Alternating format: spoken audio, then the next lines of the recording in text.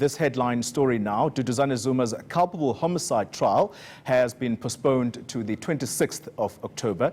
He appeared before the Randburg Magistrates Court a little earlier. Erin Bates is following this case for us, and she joins us live. Erin, if you can hear me.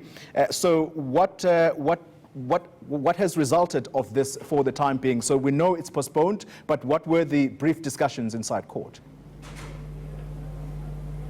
Yes, Xoli, what we know is that the docket handed over to counsel for Duduzane Zuma was only handed over last Friday, and that is the grounds for postponing this matter until the 26th of October. He briefly appeared in court. It was a matter of minutes of him standing before the magistrate here in Randburg, and a very well-known relative just 2 rows behind him. Of course, that's former President Jacob Zuma, smiling, checking his phone. I couldn't see if he had Twitter on it, as one of our viewers asked online, but relaxed and there to support his son. We did hear reports that he came to the court precinct last time Duduzane Zuma appeared on the 12th of July, but that Jacob Zuma, former president, did not step out of his vehicle then. He did so today. He was in court 3 with his son and surrounded by a contingency of presidential security.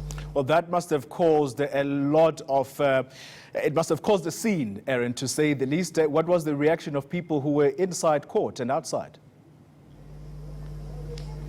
Yes, well, some sort of remarks, cheers, greetings to the president, former president, Jacob Zuma. Someone, Riley, saying to his son, Duduzane, just standing back behind Jacob Zuma as he was leaving court, the spotlight is off you. And certainly that was the case to some degree. The mood here at court was far less contested, far less tense than last time Duduzane Zuma appeared on the 12th of July, when there were some scuffles between Black First, Land First members and members of the press. But certainly, yes, a lot of interest and a lot of excitement about the former head of state being here at court to support his son. Was the family of the victim, the Dube family, there, Erin, and perhaps did they have anything to say about today's proceedings? Pertinent question. I have not seen Phumzile Dube's mother here today, just preparing for the case today, doing some reading on what her family has been through since that fatal car crash on a rainy night in February of 2014 when Duduzane Zuma's Porsche 911 Turbo hit the back of a taxi.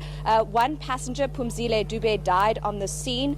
She sustained severe injuries, damage to her internal organs and bleeding, and left behind a baby girl who's now about 5 or 6. According to the family, the Dube family that is, they've only received a 5,000 Rand payment from the taxi association of the taxi she was traveling in, nothing from the traffic fund, and nothing in terms of justice, they feel, in terms of the judicial system. And of course, this whole case was investigated. There was an inquest in 2014, Duduzane Zuma not appearing at the next time, which he duly did, but the NPA decided not to prosecute at that time, and the matter really went cold for about 4 years before the NPA issued a summons to Duduzane Zuma in early July. Just finally and very briefly, Erin, no word from Duduzane, I take it, despite perhaps the attempts that journalists might have tried?